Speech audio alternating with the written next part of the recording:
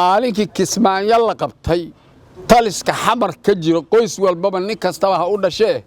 duulaanku bilaabay oo Jubaland yeelan xoroobin uu ku bilaabay umbay maanta ku joogtaa waxa hortaagan waa magaalada xamar taliska ka jiro Jubaland inay xoroowdo aniga fikradaas aan qaba waxa la yiri waa bariyay saacaba lagu baqariyo ama laba ha noqdaan ama saddex ha noqdaan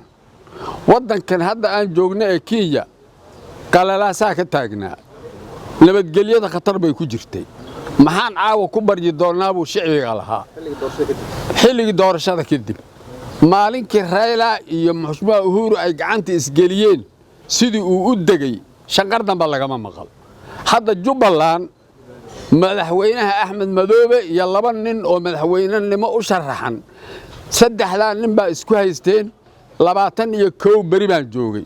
xabad dhacaysa waligay ma maqal wax dhibaatay habeenkii qarax hal habeen oo qarax dhacay oo hadda nimanka awalba nabadiidka qarax ay sameeyeen ma ogi dad shicbi oo nabad oo baaxmistirkoodii wanaagooda marka aniga waxaan qabaa dadkii wax isku haystay shicbiga arlada jooga ma ahayn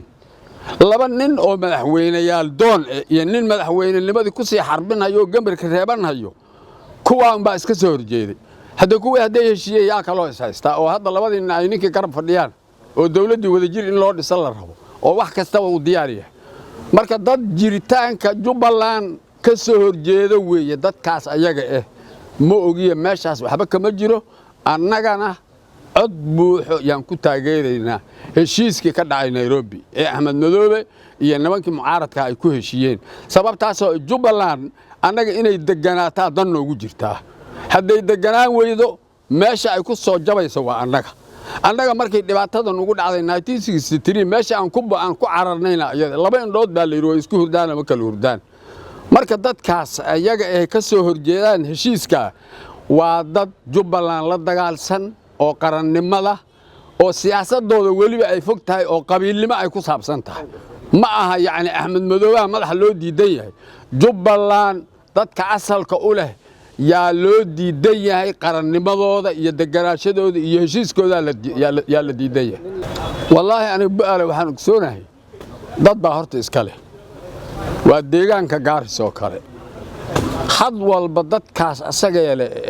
hadii baaruudow runta la sheego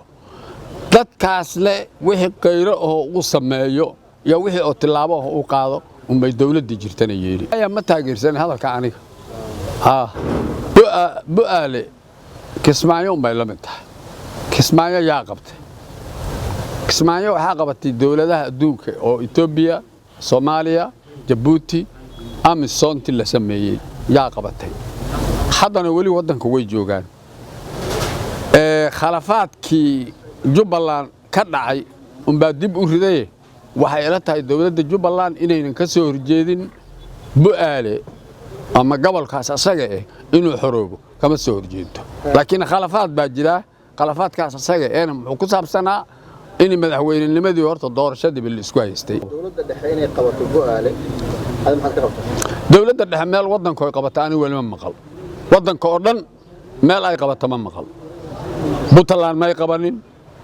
boqooyiga Soomaaliya kaliya ha soo celiyo farmaajo hadduu uu run sheegayo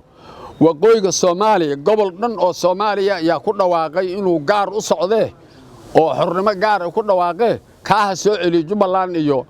goboladeeda meel ay ku maqan yihiin ma jirto nimankii gaagaabnaa u baahaystaan nimankaana waa laga qaadi doonaa wax dhibaato ku jirta malo dawladda waxa ka qaadi Jubaland baa ka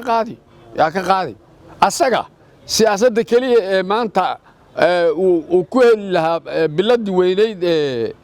maxay meesha biladaha weyn adduunka laga soo qaadanayay bilad sharafti weyneyd ee dhaarowid Prime Ministerka Ethiopia uu qaatay